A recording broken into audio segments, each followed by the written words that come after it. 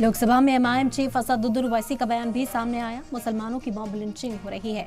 ओवैसी ने कहा कि मुसलमानों को कमजोर करने की कोशिश है, मस्जिद होने के सबूत मांगे जा रहे हैं। मुल्क में आज मस्जिदें खतरे में हैं, वक्फ की जमीन छीनने की कोशिश हो रही है। असदुद्दीन ओवैसी का बयान भी सामने आया। संसद में खिताब करते हुए उन्होंने आइन जब मनाया जा रहा है, आइन के 75 साल जब मनाए जा रहे हैं, उस दौरान वो निशाना साधते हुए मरकजी हुकूमत पर दिखाई दिए हैं।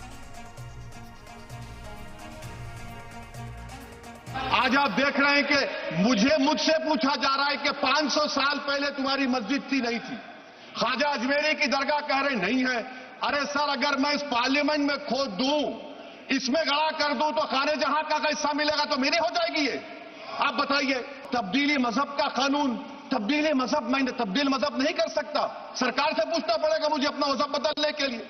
अगर अंबेडकर आज जिंदा होते तो बाबा साहब को भी कहते कि आप जाकर परमिशन लो, तब मजहब बदलना पड़ेगा आपको। ये हालात आज यहां पर पैदा हो चुकी है।